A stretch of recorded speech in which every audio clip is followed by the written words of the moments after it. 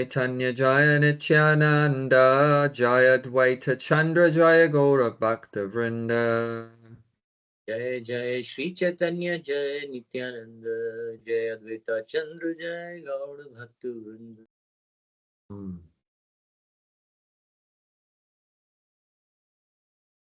So Krishnadas Kaviraj, the author, started off the chapter. Yeah, we're reading from Sri Caitanya Charitamrita, chapter 20, entitled The Lord Instructs Srila Rupa Goswami, text number, I think, around 4. Yes. 4, yep. So yeah, this chapter started off the author offering respect to Lord Chaitanya and his associates, and it's actually that same verse from the previous chapter, text 2, that we offer respect, and then picking up that Sanatana Goswami's in jail. So in the previous chapter, this had been briefly mentioned, but this time it's going to continue on where it left off, because it left off in the last chapter that the Nawab Hussain Shah said, "You come back to work," and Sanatana Goswami refused to go back to. He was like the prime minister. You go back to come back to work, or he said no, so he threw him in jail. And then Rupa Goswami had given left 10,000 gold coins with a shopkeeper, and he'd sent a message to his brother Sanatan that, you use this to get out of jail. So that's as far as it went. And then it started talking about Rupa and Anupam going to meet Lord Chaitanya. But now this is picking up from the last one where he's in jail. So this is how it goes forward from that point.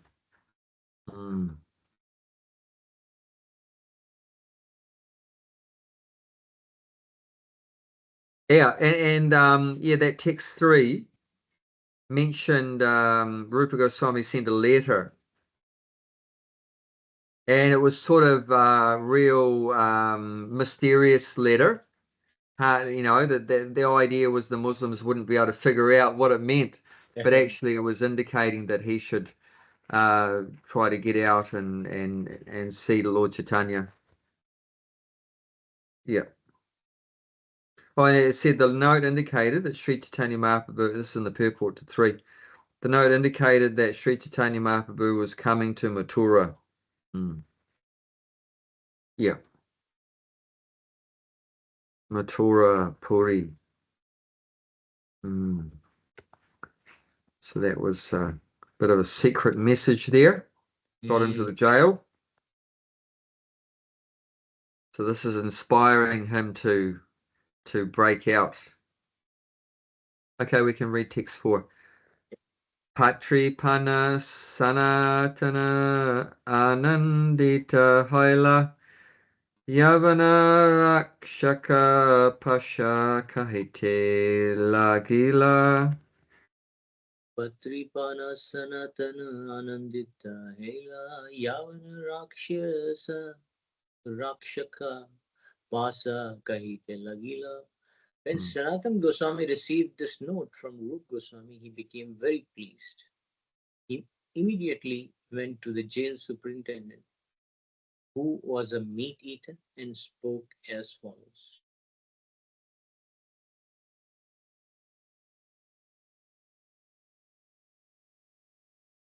So yeah, it's interesting. I was just thinking that he really didn't make. It doesn't sound like he really made any effort to get out of the jail until he heard mention about Chaitanya Mahaprabhu, where his whereabouts were, and that information inspired him to take some effort.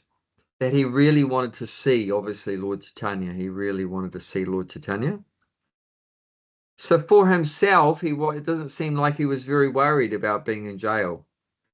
But when it came to an opportunity to see the Lord and have his association serve the Lord, then it was an impetus to try and make an effort to deal with that, to try to get out of there. So that was very interesting. And And the Lord's service, actually, the devotees can do amazing work. They can do amazing things in the Lord's service. And we see that in Prabhupada's life, right? 70-year-old man, ordinary, what are you going to achieve at that point in life? But in the service of his spiritual master, who ordered him when he was a young man to spread the message of Chaitanya Mahaprabhu in the English speaking world. But with the inspiration of his guru and to please the Lord like that, he went on the boat and then he traveled around the world in planes and he initiated 10,000 disciples, opened up more than 100 temples, and wrote 70 or plus books, in a 12-year period. It's like amazing. So just that inspiration uh, in the service of the Lord is just inconceivable what a devotee can tap into, because it's like you're plugging into the powerhouse. By yourself you have no energy, but it's just like you plug your device, your computer, into your laptop, into that wall socket, and you're connected with the powerhouse. Then amazing things it does. But if you take the socket out, it's got no energy, then nothing goes on. Even it might be a $5,000 laptop, but if you're not plugged in, it's like no use. So like that, it's that and it's mentioned. This is one of the one of the qualities of the devotee engaged in devotional services. Utsahan means enthusiasm. Utsaha. Is that in Hindi too? Utsaha? Utsaha, yeah. Yeah, utsaha. Yeah, enthusiasm. So you become very enthusiastic. You should be. If a devotee is not enthusiastic, there's something not right. It means you're not plugged in properly. But if you're really plugged in, then you become very enthusiastic. Become very enthusiastic. Mm. And this enthusiasm actually comes just by following the sadhana that the spiritual master is giving the disciple. If we follow the sadhana, and we know what that is, chanting the Hare Krishna mantra, hearing the philosophy, attending classes like that, taking prasadam, avoiding sinful activities like meat eating and so forth, by following the sadhana, then that brings us up to the sattva guna, the mode of goodness, and definitely, and then of course we can become spiritually connected more easily on that sattva guna. From rajagun, tamagun, it's very difficult to plug in, very difficult to connect. But on that mode of goodness, sattvic platform, then there's much more opportunity to get connected.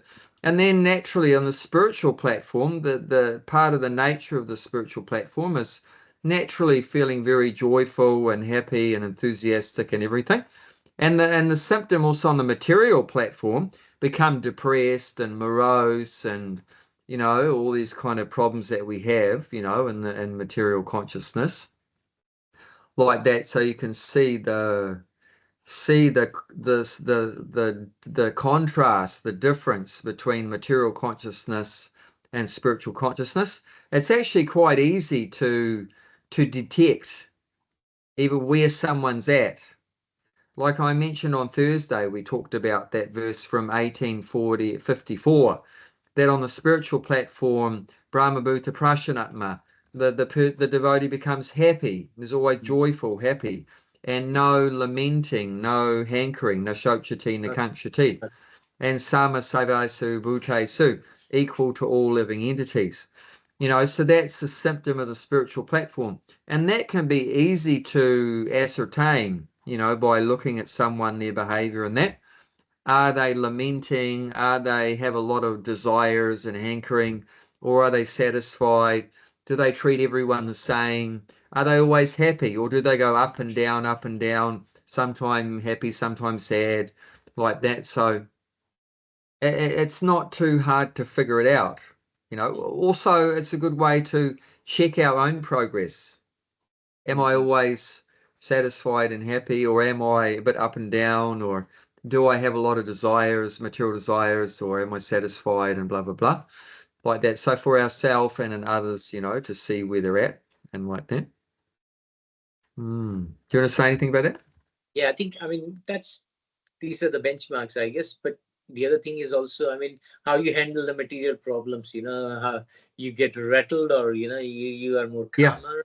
You just yeah, and yeah, yeah, and as you said, you can see the difference basically, that somebody is genuine or not. You can a little bit figure it out. So one who's deeply materialistic, or yeah. And then the idea once you have that is, you associate more with those that are spiritually advanced and less with those that are materially engrossed like that. And I mean, we connect up with people, or all kinds of people, but in terms of we have a desire to closely associate and hear from them and like that. So there we want to choose the more spiritually advanced persons to have that close association. And your work associates, business or whatever, that can whatever level people are on, that's whatever. And like I said, sama sabe subute su. You treat everyone equally. There's a soul within even the worst kind of person, like this one mentioned, right? Rakshaka. mm, It means like meat eater. So, so he's associating with that meat eater. And you see, Krishna's in the heart, the super soul, and is also a pure soul inside that, even though outside is Rakshaka, the meat eater or whatever like that. But that's just external. You don't take that too, mm, seriously. That's just according to been associating with that particular gunas, the modes of material nature. But the pure soul is still inside that. It's just temporarily covered by the gunas, sattva, rajas, and tamas. But that's just a temporary covering, but the pure soul is there. So, like that. But it's interesting, he knows exactly, even though, you can see there's a pure soul there, but you're going to deal with them differently according to where they're at. Like this one, this Muslim jailkeeper, he's not saying, okay, let's chant Hare Krishna together and take prasadam, because it's not going to work. But he's offering him money. That's what is going to happen. He hasn't happened. That hasn't happened yet.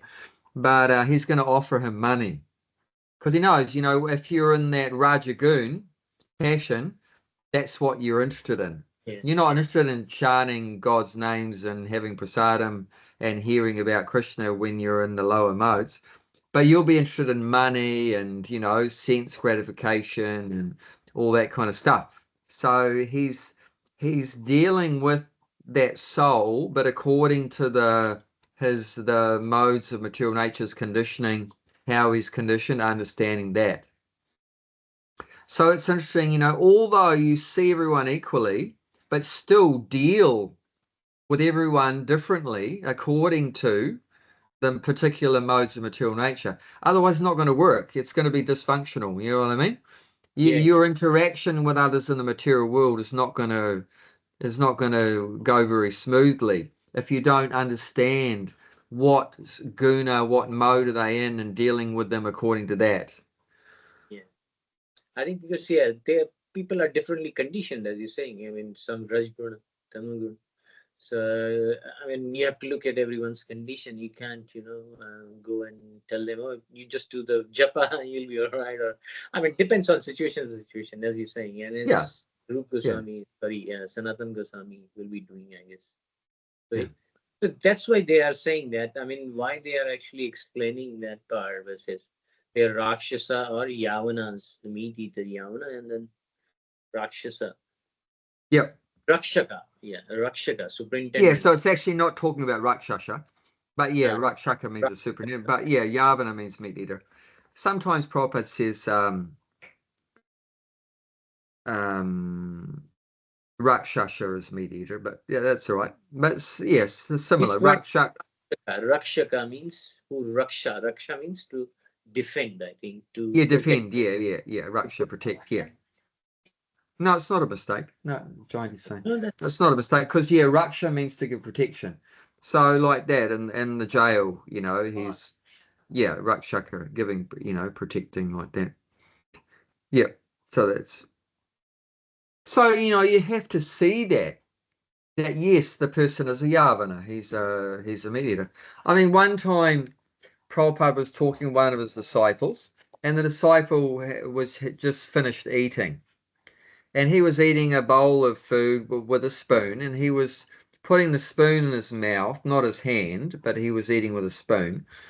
And then in the course of the conversation, the devotee, um, who was still holding the stuff, he put one of his hands on his dhoti, on his cloth, and Prabhupada said, "Oh, you Yavana." You Yavana, because Yavana also means unclean. It Mm, means unclean also. So why did Prabhupada call his disciple a Yavana? Because he was being unclean.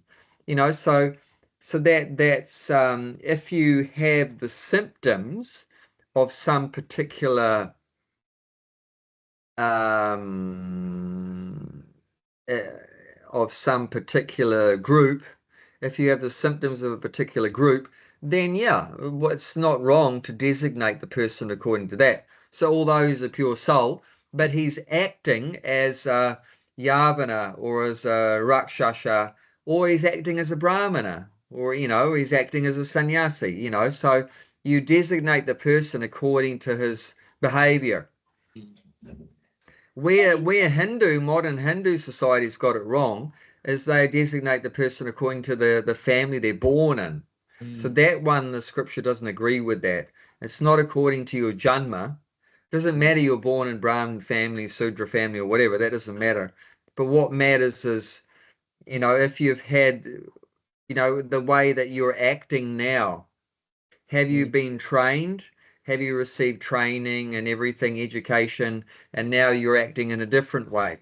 You might have been born a Sudra, but now you're acting as a Brahmana like that. Or you might have been born in a Brahmin family, but now you're acting as a Sudra like mm, that. So it's the behavior and the actions that are important. So yeah, the person obviously, you know, eating meat. So he's been given that title of a Yavana. But that doesn't mean that, like I say, that doesn't mean that we hate the person. We might say, they're a Yavana, they're a Malicha. Um, Actually, I was wrong. Yeah, I got it mucked up. We don't say Rakshasha, we say Malicha. Malicha. Militia. So yeah, Yeah. so I was thinking about militia. So it's not Rakshasha. Rakshasha means eats human beings, man eater. So yeah, that's Rakshasha, eats human beings. But yeah, militia. Militia means like meat eater, and Yavana means like unclean. But they're both very similar. The two terms Yavana and militia are very similar. So you might say, oh, you're a militia, you're a Yavin or whatever, but it doesn't mean we hate the person, but we're just seeing this is their behavior. They're a soul, but they're acting in that way of being unclean, eating meat or whatever. So that's just the appropriate, title for them. Mm. That's what they're doing. Mm. What happened? Is that a whitetail? Oh, Johnny just seen a spider on the floor and checking it out. Whitetail? No, don't worry about it then. Okay. Okay, let's read the next one. Yes. Tumika Jinda Pira Mahabhagyavan Kedava Korana Shastre Ache Tomara Jnana. Sanatan Goswami told the Muslim jailkeeper, "Dear sir, you are a saintly person and are very fortunate. You have the full knowledge of the revealed scripture such as Quran and similar books." Hmm. Mm. So here he's heaping on the praise. Because this is the thing, people with the ahankara false ego, they like to be glorified, they like to be praised and everything. So he didn't call him a Yavana, but he's thinking this is a Yavana. He's a very unclean meat eater. So he's thinking that, but he's not calling him, hey, you Yavana. What he is calling him is that he's a Jinda Pira, a living saint. And Maha Bhagyavan, very fortunate. And Kaitaba Korana, he's very Shastre. He's very learned in the Quran scriptures. He's a real pundit, you know, a Muslim equivalent of a pundit, and is very knowledgeable. So he's really making him feel good. And this is very intelligent, very clever, you know, making him feel good. And you might say, well, he's just making him feel good so he can, Yeah. next thing is get something out of him, which is to get released from the jail. So you might think, well, that's not very saintly behavior. He's not being very straightforward. He's being a bit, you could say this is a bit duplicitous, right? It's actually a little bit duplicitous. But actually, it's not wrong for the devotee to be duplicitous. And you know what I mean by duplicitous, right? Mm. Yep. Yeah. Saying something else. So you're acting in one way, but actually internally is a different. So Mm. what's inside and outside is actually different. So, but in this case, it's not wrong. Why is it not wrong? Because what is the purpose of him being duplicitous? It's to serve Lord Chaitanya. So in the service of the Lord, actually a devotee can be duplicitous if necessary. If it's necessary to be able to serve the Lord in a better way, to sometime maybe even you could say lie or be a bit crooked, cheating in your behavior or words or actions or whatever, then that's not wrong. That's not bad. That's correct. And we know that from, there's an example in Mahabharata.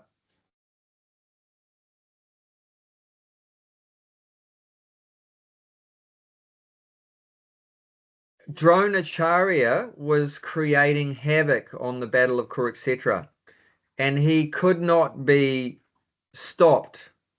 He looked like he was single-handedly, because after Bhishma Dev went down, he became the chief general of the Kuru army, and he was just creating havoc against the Pandava side.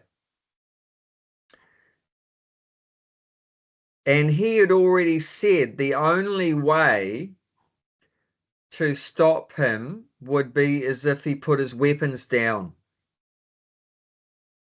The only way he could be killed was if he, I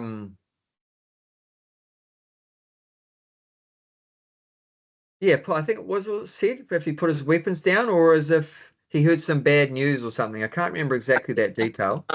The Huh? elephant name was Aswathama or something. If he He put his wants weapons down. what his son, right? I I don't know. know. No, that's.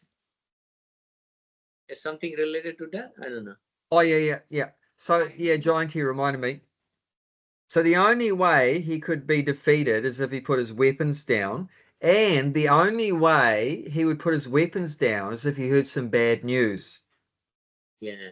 So they knew that because he had told that weakness, I think, to Arjuna earlier. Mm. So they knew that weakness was there, but they didn't know how to do it. So then Krishna told Yudhisthira, you tell Dronacharya that your son Ashwatthama is dead. So that was the bad news Mm. that would make him do it, put his weapons down, and then he could be defeated. But Yudhisthira said, but how can I tell a lie? Because he's Dharmaraj, right? He has never told a lie in his life. And that's why Krishna wanted Yudhisthira to tell Dronacharya, because Dronacharya would know that Yudhisthira is a man of his word, and he would never tell a lie. So he knew that Dronacharya would trust Yudhisthira's words, and he wouldn't trust anyone else, but he would trust Yudhisthira. So, but Yudhisthira said, how can I do that? You know, he didn't want to do it. And then there was an arrangement made that Bhima would kill an elephant on another part of the battlefield with the same name. They had Yeah. this, the elephant had the same name, Ashvatthama, so that technically speaking, he was still telling the truth that Ashvatthama was dead. But what happened was, so he went to Dronacharya and said Ashvatthama, and then he said softly, the elephant is dead. So he just couldn't get away from just being truthful. But Krishna arranged that he blew his conch shell, Krishna blew his conch shell exactly when Yudhisthira said the elephant. So all that Dronacharya heard was Ashvatthama, boom, is dead. But Yudhisthira actually said the elephant, but I got covered up. So it's said after that incident, see, previous to that, Yudhisthira's chariot had always been not touching the ground. Mm. That's how pure he was. Even his chariot wheels weren't touching the ground. But after that incident, his chariot was on the ground. Some commentators say that it came on the ground because he lied, but actually he didn't lie. So the real fact is that he lost that complete purity and came back down to the ground because he refused to follow Krishna's instructions exactly the way he wanted. Mm. So actually, in the service of Krishna, that anything can be done. Even things that are ordinarily regarded in society as not being very moral or not being very good, Yeah. like that. But because what on the other side, what's the point of being very moral and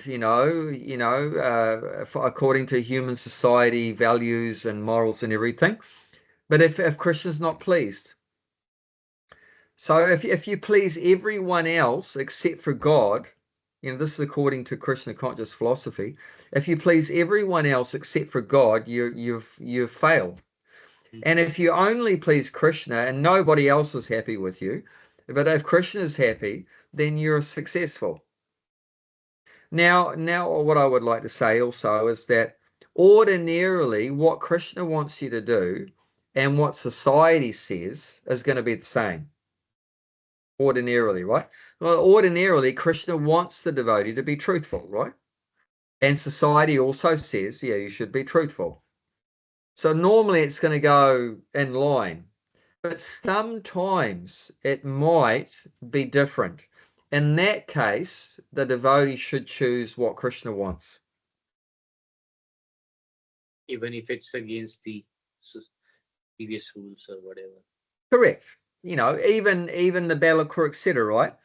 Arjuna didn't want to fight. Now, if you ask, most human beings on the planet, they're going to say that Arjuna's decision to not fight was very good. Mm.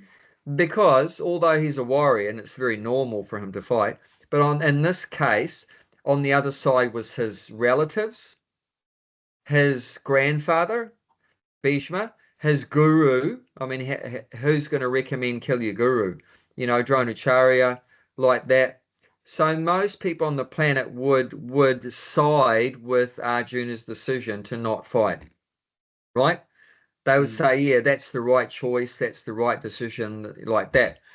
But in this case, Arjuna went with what Krishna wanted, which was to fight, you know. So Mm. which is the right way to do it? To do what the rest of society wants you to do, or do what Krishna wants you to do? If you're Krishna conscious, you do what Krishna wants you to do, like that. But ordinarily, it is going to line up. Like ordinarily, a devotee will be, very honest and truthful and straightforward and, proper behavior and blah, blah, blah. But yes, in some particular cases, it might seem like, that it seems like going against society. Mm. Mm. Yeah, it's a bit tricky. Yeah. In the name of Krishna, I mean, unless you're really, I mean, No, on you have to be, like the Muslims, say that, in the name of Allah, I'm going to go and kill all yeah, the non-Muslims. But no, it's not like that. It's not that you're thinking it's pleasing Krishna, but mm, at the actual fact, it has to be what Krishna wants. Now, the next question is, but how do you know what Krishna yeah, that's wants? the obvious question. Yeah, Yeah. In Arjuna's case, it was very easy because Krishna's right there and he says, I want you to fight. But now we could say, well, Krishna's not here. So how do you know? And therefore, that's why we should consult with the guru, the spiritual master, because the spiritual master is supposed to be the direct representative of Krishna that knows exactly what Krishna wants. So we should consult with the spiritual master. But then also, you have to be very careful, is the person actual bona fide spiritual master? Because there's many so-called gurus that are actually not connected with Krishna. And I mean, so I often see like posts on Facebook or something, such and such guru has said this or whatever. And I realize this is complete nonsense. What he's telling his disciples to do is just completely nonsense. And one guru, he was recommending his disciples to consume tulsi, tulsi leaves, manjaris, because it's very good for the health. But nowhere was it mentioned that they should be offered first to Vishnu, offered to Krishna or Vishnu first. Actually, it's mentioned in the scriptures. If you consume tulsi that's not offered, then you're going to have to suffer in future. You may have to go to hell because tulsi must be offered to some Vishnu tattva first. We cannot just directly consume, even though we agree tulsi is very good for the health, for the throat, anti-cancer, and so many things, blood purifier, everything. But we shouldn't use tulsi just for our enjoyment. Tulsi is meant for Krishna's enjoyment, Vishnu. And so it should be offered first, and then we take the Tulsi Prasadam, and then we can consume that and get the whole health benefits. But this guru didn't even mention that should be offered, just eat it. And I immediately knew that's bad advice. That's very bad advice. So, so then along with what I just said, check with the guru, we actually have three checking system. I don't know if you remember. Do you remember what the three checks are? I think it's Sadhu, Shastra, Yep, and Guru. that's it. Yep, yep. Sadhu, Shastra, and Guru. So they should all be in agreement. If the Guru says something and doesn't match up with the Shastra, then something's wrong. Or vice versa. If the Guru does not matching up with the Sadhu doesn't match up with the Shastra, like that, they should all, if otherwise you have to find out something's not right. If they're not matching up, then like that. But it's very safe checking system if we follow all these three to know before we act, we should exactly be sure is Mm, what we're doing the right thing. If you don't know that what you're doing is the right thing, probably it's the wrong thing. yeah, I mean, Because what if you don't know what you're doing, what guna is that in? What mode is that in? that's Tamaguna basically. That's tamagun. And if you're in tamagun, what will be your actions? Your actions will be wrong because you don't They'll have be the. wrong Yeah, because you don't have knowledge. yeah, So if you don't know if you're doing the right thing, that means probably you're doing the wrong thing. mm, So that having the full knowledge is very important. And how do you get that full knowledge? And that we've said that before. This is the avaroha panta, means descending knowledge, not the aroha. We're trying to work it out. but this is descending. We want to get the knowledge from a perfect authority. Because like we have four defects, right? We make mistakes, we have imperfect senses, we're subject to illusion, we have a cheating propensity. So if you get knowledge from some conditioned soul that has these four defects, 100% you're stuffed up. So you want to get that perfect knowledge, which is either from Krishna or his representative in Parampara. Then you're getting that without all these four defects, and then you're on the right path, and then you're doing the right thing, and like that. So otherwise, it's, very dangerous, very dangerous. Mm. But generally, of course, we do want to go, along with modern society because it can make your life very difficult if you go against society. So generally, we try to do that, blend in with, the way society does things. But it's not always going to work. And like, one of our main principles is to chant Hare Krishna. So in the early days of the Hare Krishna movement, it was actually a lot of councils and governments didn't like it. They didn't like, chanting on the streets, loudly chanting with mridanga and cartels. Like in Australia, it was illegal. So all the early devotees that Prabhupada said, go on the streets and chant Harinam, Hare Krishna. So they did that following the order of the Guru. But in many cases, they would be thrown in jail. So that's one case where the activities recommended on the your spiritual activities recommended is not matching up, not lining up with the material activities, and what to do though. So Prabhupada knew that they were going to get thrown in jail because they were thrown in jail, and then he found out, but he still said, no, keep going on Harinam. So because like I said, our main mission is to please the Lord. Even though the council doesn't like it or the government doesn't like it, tough luck. And then eventually what happened is the council and the government gave up, and changed their rules. Mm. And now, devotees can chant anywhere in Australia, no problem at all. But the early devotees had to go through quite a few tapasya and difficulties, in that time, because there was some conflict there Mm. between the material and the spiritual, like that. So yeah, it's so it has to be, dealt with, very carefully. But the spiritual master knows, what's the best thing to do. Mm. I think he acted smartly here. I mean, in the sense that you're not harming anybody. He didn't harm anybody, or wherever he was, he didn't. He knew that it's very difficult to get him God conscious in a different way, Krishna conscious. Mm. Maybe he read Quran and other stuff. That's also. I mean, they're not all things are bad in Quran. I mean, it's kind of a scriptural book, but I think it's like he was not harming anybody. I mean, in No, terms of no, no. But he's definitely exaggerating because yeah. probably, you wouldn't expect many jail keepers to be expert in the Quran because he probably doesn't even read. He could even be illiterate. He might not even be able to write his name. So he's probably a Sudra type like that. But so he's really exaggerating the truth of it. But Mm. see, the point is that he's using this guy to help him get free so he can meet Lord Chaitanya.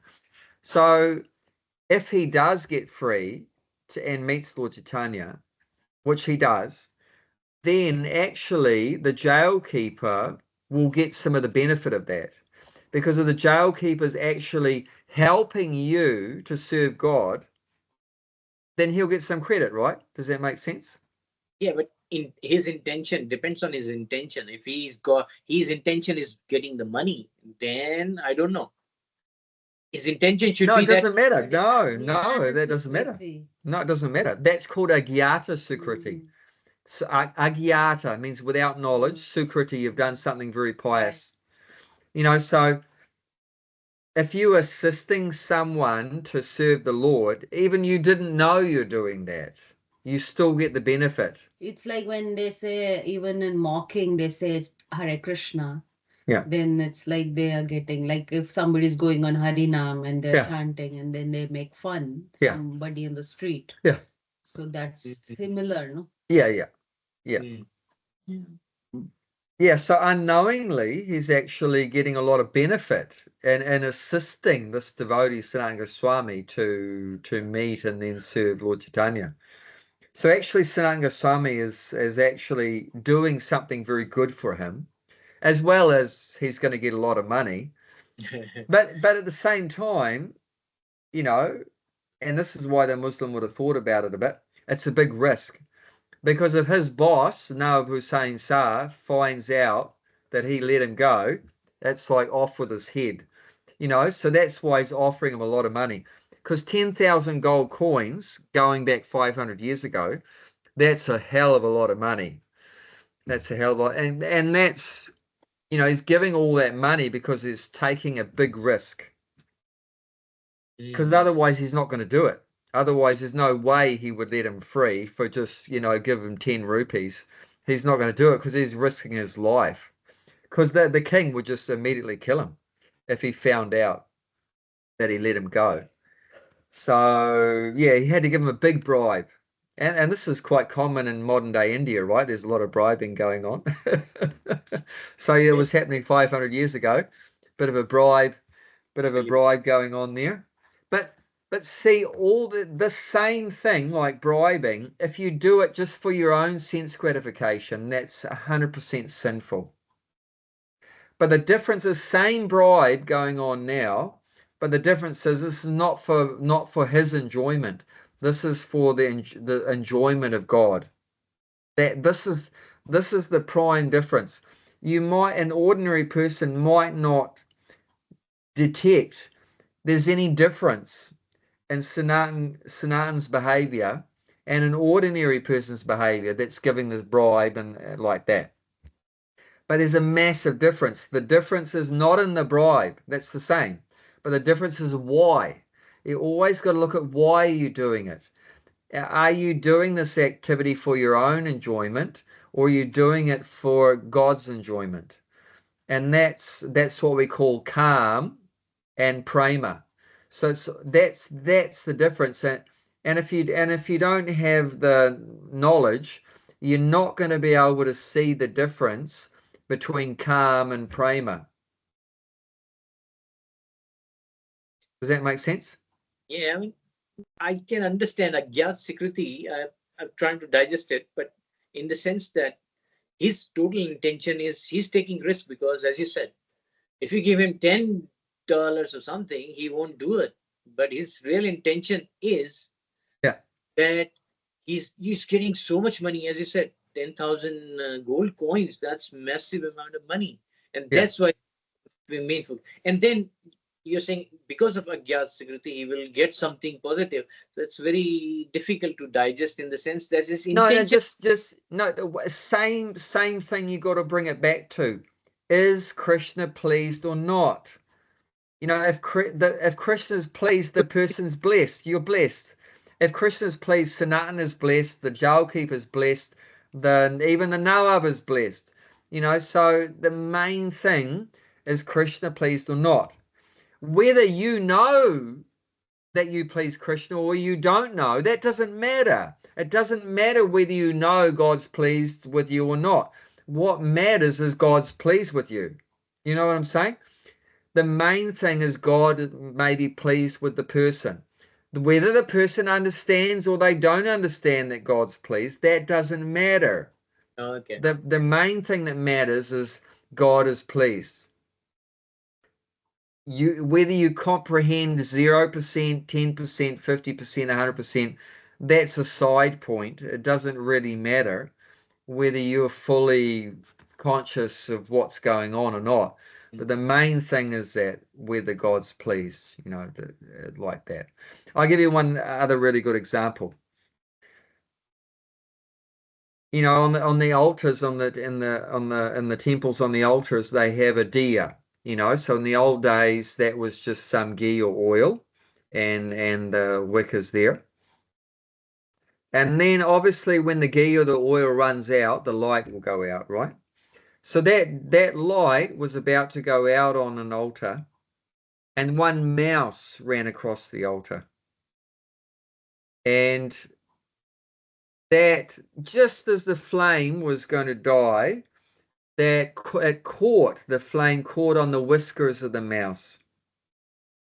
And that caused the flame to continue for another second or two. So there was an extra second or two of light because of the whisker of the mouse. And it said that mouse, that the Atma of the mouse got moksha, got mukti. Now, was the mouse conscious that I gave some light to Bhagavan? No. So that was same thing, Agyata Sukriti. It done something very good, given light to Bhagavan. Did it know that it gave some light to Bhagavan? No. But that doesn't matter. Main thing is Bhagavan was pleased. And we know Bhagavan was pleased because the mouse went back to Godhead. One may argue how you know the mouse went back to Godhead. No, because Shastra says. Actually, I mean that what happened, I can't remember exactly, but maybe even the mouse just burnt because of the, and then it died, and then immediately moksha. Immediately moksha. Yeah, the story. Like one time we have with Ramanujacharya, like going back 1,000 years ago in South India. Ramanujacharya, he's the leading acharya of the Sri Sampradaya. This is one of the Sampradaya, Sri Sampradaya.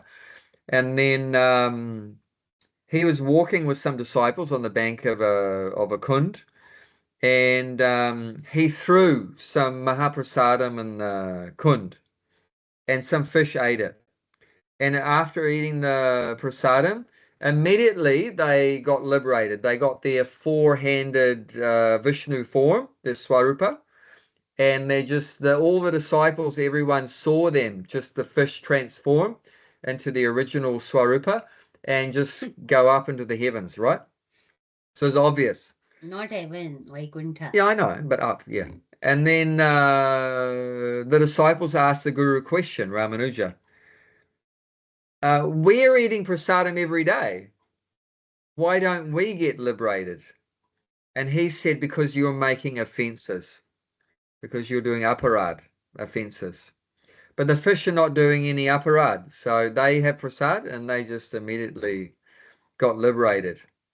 Because animals live on instinct, so they are not doing anything extra. They just basically what they're supposed to do. I mean, that's what it means, I guess. So once they get the prasadam there, but the other word I was saying, when you say agyat sakrit, means something which you don't know. I mean, it's not. I mean, how do you get that? I mean, that's the question.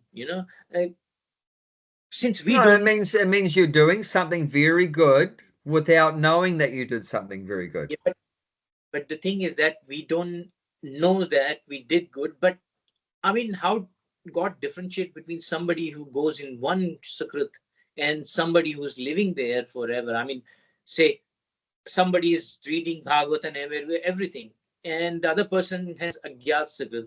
What defines agyat? How do you define that? I mean, what I think is like we don't know his past karmas and everything. Maybe he has done so much good stuff before us, and since we don't know, since God knows and it's his system, we don't know about that. We can only speculate, I guess, in that term. So what happens is that they have done, if there's that kind of what you call that kind of bias, that somebody's getting one go, he's getting up, and somebody's living here for ages, and then what I think is we don't know the modus operandi of God, and we don't. So we say that, oh, he did it, but that encourages. I think the good point is it can encourages us to do good stuff. But if your intention is not there and you haven't done good and bad, I doubt that's you're gonna go in a gyat secret. You will be part of it. So I think, I mean, I'm not able to digest, but materialistic thinking. But I think there's something we don't know about that situation. At the back, in the previous life or everything, they must have done something. Otherwise, you see the difference. You have been doing for 30 years, or I'm doing 40, or somebody doing for their life, and they are not getting that, and somebody just get it in a moment. So, No, but I mean, Agyata Sukriti is not. logically thinking, I think in the background, I think they have done something previously. They are up high. They might be But in a bad Agyata No, but Sukriti that is see liberation the or something. It's just some piety that they're getting. I mean, for somebody who's, say, practicing chanting Hare Krishna for, say, 30 years or 40 years or whatever, yeah. obviously they are getting a lot of piety.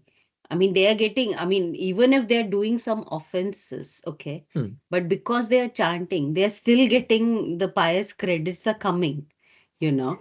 Much more. If you do it Yeah. consciously, then it's even more pious if you do it consciously.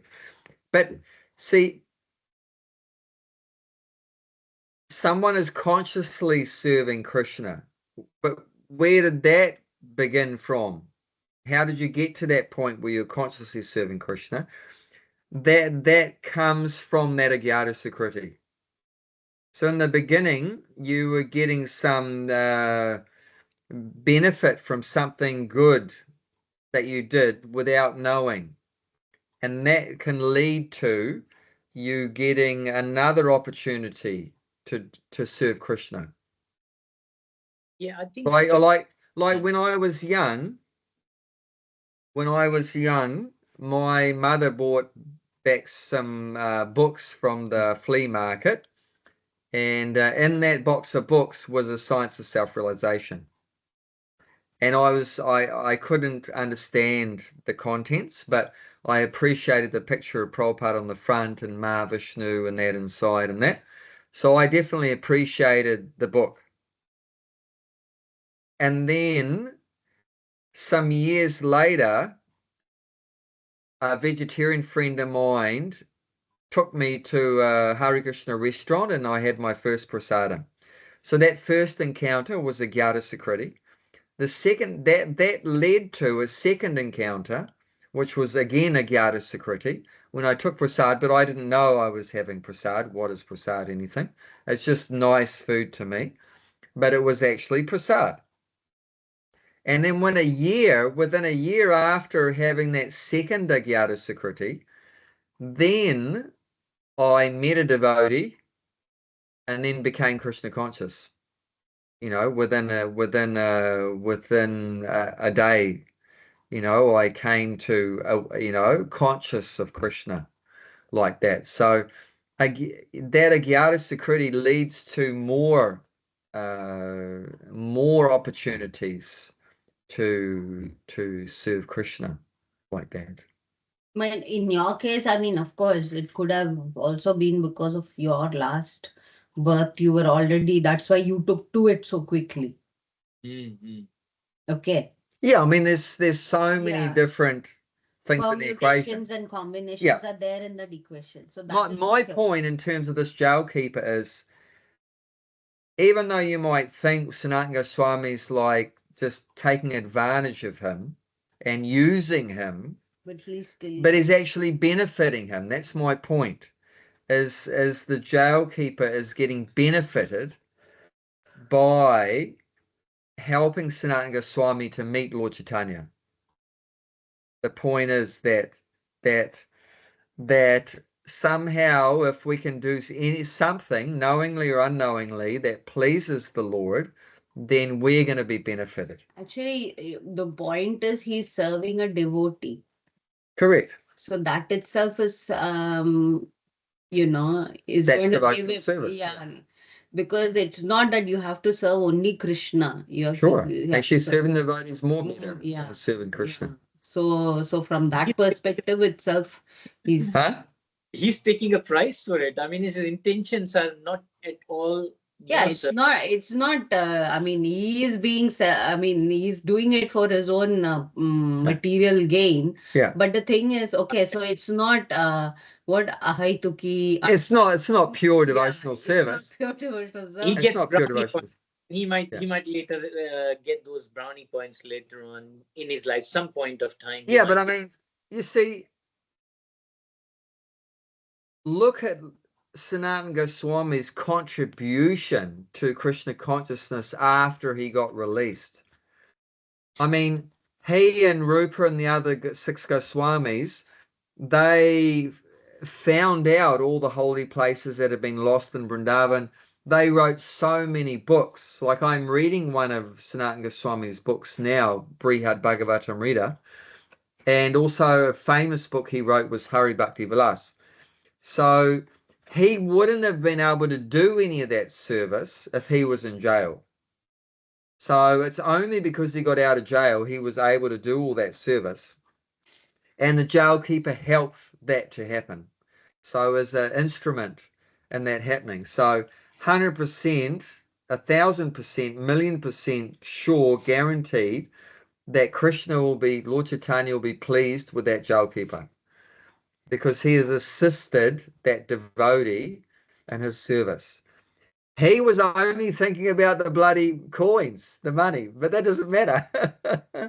But Krishna's pleased. That's the main thing, you know. So that's the main thing at the end of the day is whether Krishna's pleased with us or not, like that. And I know what you're saying. You know, he didn't have a pure heart at this point. He was just interested in the greedy for the money. But But how many of us actually have a pure heart? exactly. You know, I mean, Exactly. even if we are starting out in Krishna consciousness, we Yeah. don't have a pure heart. Yeah. So forget not even knowing about all that. You know? Yeah. Yeah. And Krishna is so magnanimous that, you know, Yeah. even if we just say Hare Krishna once, Krishna's just so happy. Krishna's so happy. And he overlooks that, oh, you're a meat eater, you're a drunkard, you're a whatever you are. He's just so happy that we've chanted Hare Krishna. You know, so he just sees the good that we do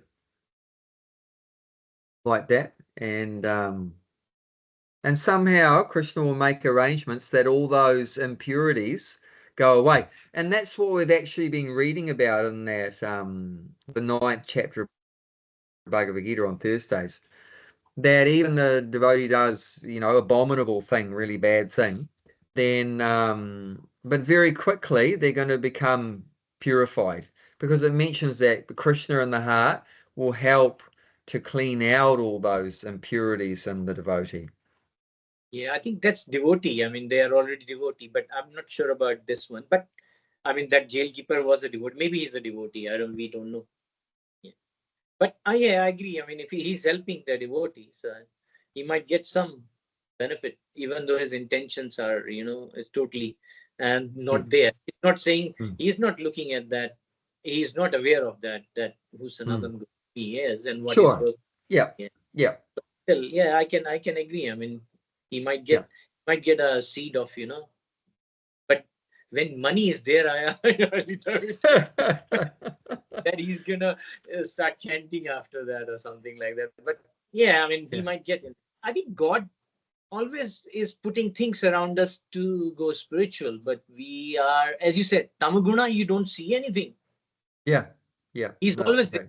Doesn't matter he's a Muslim jailkeeper or somebody who cleans a toilet or somebody labor or somebody thing. But I think it's it depends on if you are a real tamguna, as you said, you won't understand those clues in things. Yeah.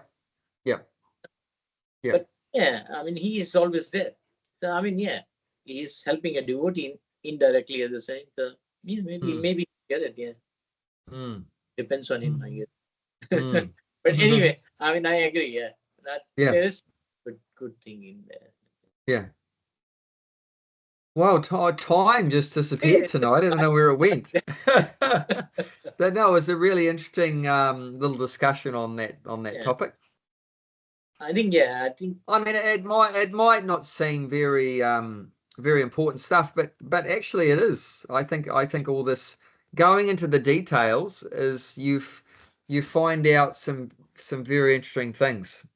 I think it's more practical. I mean, when you go deeper, it's more practical in, I think, more how you analyze things, I guess, in day-to-day life and how you, I think it helps. And anyway, we are talking about Krishna, Sanatan Goswami and Krishna. So it's always going to be good. But I think Definitely. yeah, I And think these are so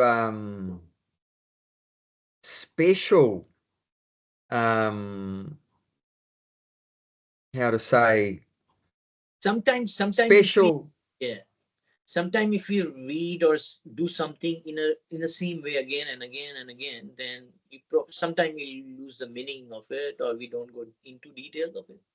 Hmm, Probably.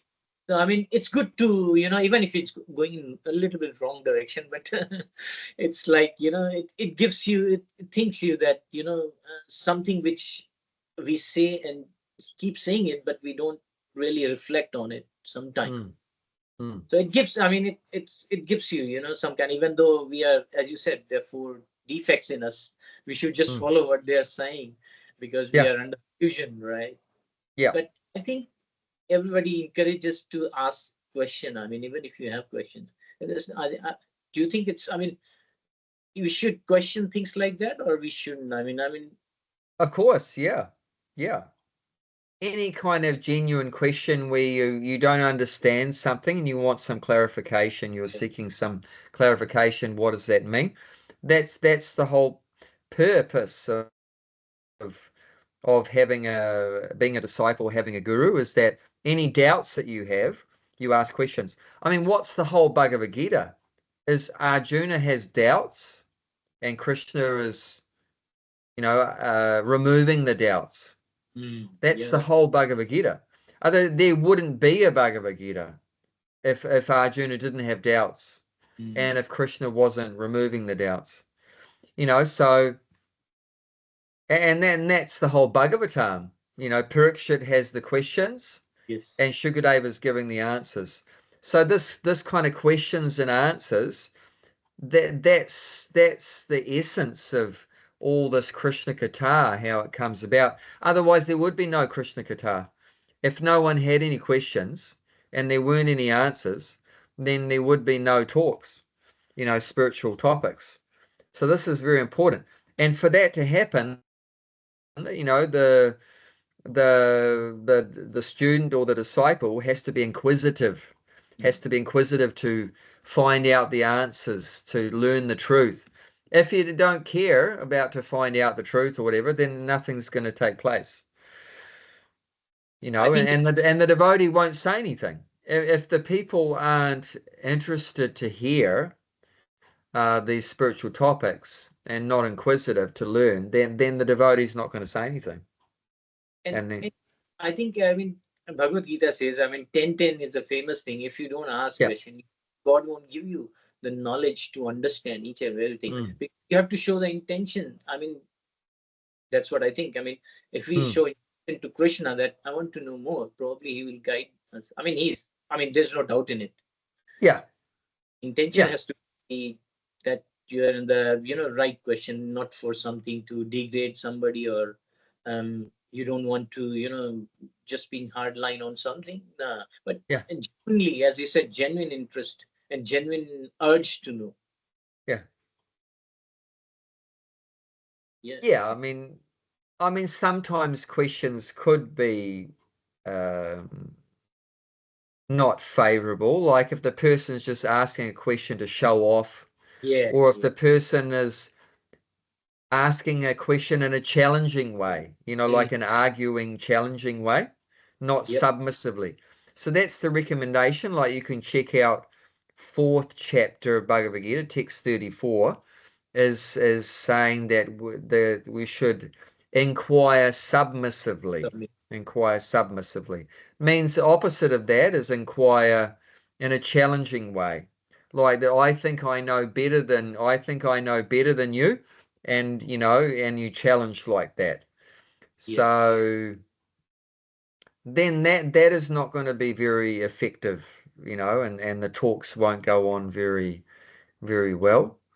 And but of course, sometimes the devotee does have to meet people that are very challenging, and they deal with that. But then But then the person that has that challenging attitude, they're probably not going to progress in Krishna consciousness, Yeah, you know, intention, because right? Yeah, because they think they know everything, yeah. and they think who are you? You don't know anything. You like that. I know better than you. I have a PhD, MBA, BSc, everything like that. So they're not going to get the benefit out of the conversation. Whereas someone that's very humble, submissive, they can really, take the nectar from the talks more.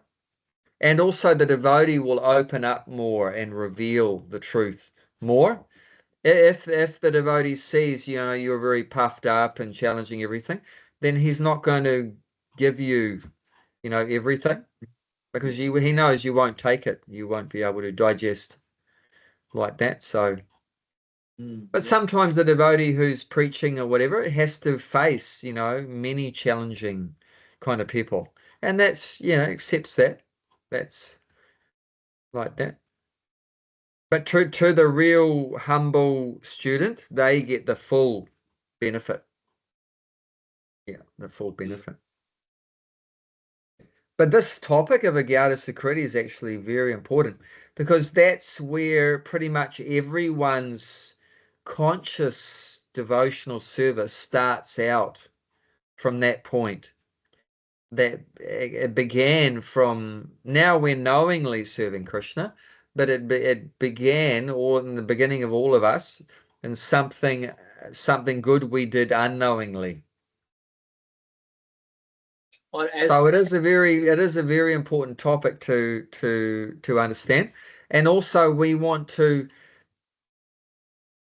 I mean, we started out from that unknowing to knowing. So we want to give other people that opportunity to come to Krishna conscious through that unknowingly doing good things. And that's why we go out on the streets and chant Hare Krishna, is giving that Agyata Sukriti to people. That's why we go out to the supermarket and give out prasadam. Unknowingly, they're taking prasadam.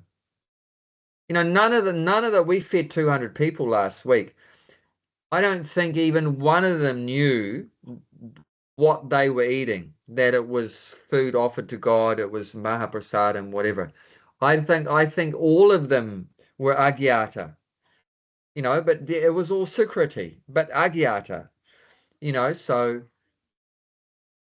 mm, I don't think any of them were conscious that, well, this is prasadam, I'm very lucky or whatever, blah, blah, blah. They're just thinking, oh, this is yummy food. But 100% definitely they're getting some sukriti. So it's important. I think it's an important topic that we need to understand, because that's what, yeah, and what Johnny just said is that because we had it on a sign, free food for Krishna's birthday. So some people said when they took the food that we wish Krishna a happy birthday. So that's even more more Sukriti, that they have from their heart said happy birthday, Krishna. So mm, it's amazing how it works. It doesn't seem like much, but Krishna will take that as very significant. That for the first time, that soul has connected with him like that. So that's very special. But if you don't know about these things like Agyata Sukriti, you won't think anything about it. You won't think it's important. But actually, it's very important, because that could be the very beginning of that soul is going to get liberated, and go back home, back to Godhead. Just that little bit of Agyata Sukriti. As we know, Brahmanda Brahmate Konna Bhagavan Jiva Guru Krishna Prasadi Paya Bhakti Lada Bija. What is that? That's Agyata Sukriti. That soul is wandering in the Brahmanda up and down in different species of life. And then if they're fortunate, and he mentions that about this jail keeper's Bhagavan. So that same word, Bhagavan Jiva. If they're fortunate, they get the steed of bhakti from the Guru and Krishna. They receive that mercy of the seed of bhakti. And that really is, that seed is this this Agyata Sakriti. That they heard the holy name, they took prasadam, they received a book. Most people, when they receive one of Prabhupada's books, they don't know what it is. They don't know anything. You know, oh, it's a book on a battlefield, or it's a book about, devotee might even say, selling the book, this is a book about yoga and meditation. It doesn't necessarily say it's a book, you know, Krishna, God is speaking or whatever. But they, oh, it's just a book on yoga and meditation. They don't have any knowledge. But Prabhupada said they benefit if they touch the book, if they read one verse. And then he said half a verse. Then he said one line. Then he said one word. Like, so this is a Gyata Sukriti. They've just somehow or other had some contact with Krishna, even without knowing what it is. They don't know anything what it is. But it doesn't matter. And Prabhupada gives a nice example. You might take a medicine and you don't even know it's medicine. Say like you give your child, he's sick, and you give your child medicine, and you might even tell your child, this is a lolly. Here, this is a nice lolly. And he takes it, yes, lolly. But it's actually medicine. So even he doesn't know it's medicine, but will that medicine have an effect, even though he doesn't know? Yes. If you know it's medicine, it will work. If you don't know it's medicine, it will work. So you're knowing or not knowing doesn't matter. If you take the medicine, it will work. You understand what it is, you don't understand what it is, it still will work. So it's the same principle here. And in the beginning, we're all in the material world, we're all anti-Krishna. All the souls are anti-Krishna. So that you can't really, in the very beginning, it can't be knowingly. You know, nobody's going to do it knowingly because we're all, you know, rebels, envious of Krishna. So that's the way it starts in the beginning. It has to be unknowingly. But also, I mean, Bhagavad Gita, I mean, there are four kind of people who come to Krishna. I mean, that's Yeah, the stuff. yeah, Like, yeah, I mean, talked about suffering. I mean, that's the one yeah, point where you don't know about Krishna, but you are so smashed by the material world, then you look yeah. for you. Your back is on the wall, and then you look for it, or the people who are inquisitive and people who want money and all those things. I mean, that's another thing where you Yeah, start where but you see, those are four kinds of what kind of people? for what kind of people? I mean, Yeah, anybody. what for, no, not anybody. You look at that verse, Oh, 7, you I think 7:14. want those people who got Agyat Security, they are only Yes, they're Sukriti. Those are they, and you look at that's Sukriti no. That verse is mentioned Sukriti no. And there's another verse, Duskriti no. There's four kinds of Duskriti no. And there's four kinds of Sukriti no. So how did they become Sukriti no? This is how they become Sukriti no. Is by somehow they had some contact with Krishna and then they suffered and then they take to it. You know, and then they got the Sukriti and then they become inquisitive. And then they, you know, like that seeking for wealth. but what about people, I mean, who are basically suffering? They are not even doing. I mean, you're saying that they must be in contact with somebody. I think it's like some people who don't in contact with anybody, say in Antarctica or somewhere in Greenland, they don't even know about God or anything, so they Yeah. don't have chance, is it? Yeah, pretty much. It's very unlikely. Yeah, that's Duskritino, you know, so they haven't got any pious activities here. Then they're being punished because of their past bad karma. Yeah. It's very unfortunate. What about people who come to temple? I used to go to temple, but I never, there was, I was not God conscious. I was saying, what is this happening? When I was young or Yeah. that as well. It's like, you know, Yeah, I'm but going, but look what your situation is now. Now you are fully Krishna conscious. You I'm not, might have think nothing was happening from all those years going to the temple ritualistically as a Hindu, but yeah, it did. Like Prabhupada said, you imagine you have a spiritual bank account. Every time you put 1 cent, 1 cent, 1 cent. So every time you go to the temple, it's like 1 cent. And you might think nothing happened to me. But you do that 100 times or 1,000 times, and then you've got enough in your account to become Krishna conscious. mm, You're 1 cent, 1 cent, 1 cent, 1 cent, and it's all adding up.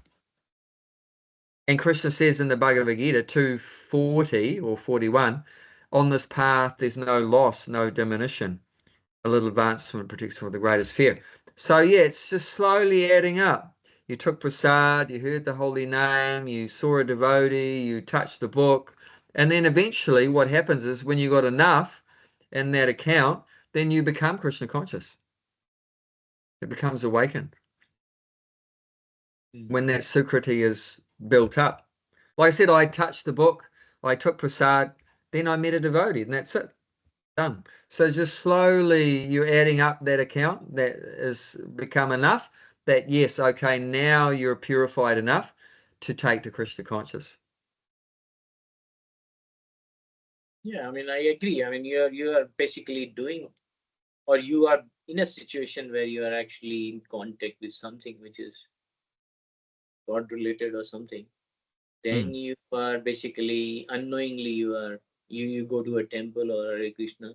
Then you might be, yeah, coming in contact, and so you're saying that you basically accumulating something, and then one point comes in where you become aware of that and Conscious, yeah. conscious So and then aware. it'll at one point it'll oscillate from unconscious to conscious. So the starting point is basically it's a gyat security for everyone, is that? Yeah. So this is actually a really important topic because this is the nuts and bolts of how someone becomes Krishna conscious. Because it's not just by chance. There's no such thing as chance. Prabhupada said chance is only for inanimate objects where there's no consciousness. For anything that has consciousness, there's no such thing as chance. There is a reason. There is a reason because they have consciousness. There's no chance for a living entity that has consciousness. Chance is only for something that has no consciousness. So if Like if somebody, a rock falls off a mountain, that there was not some reason behind it. That was just chance. You could say the rock fell off the mountain by chance. But if something happened, if I fall off the mountain, that's not chance. That was something to do with what I've done before. You know what I'm saying? There's a reason for that. in how do you get a gyat security?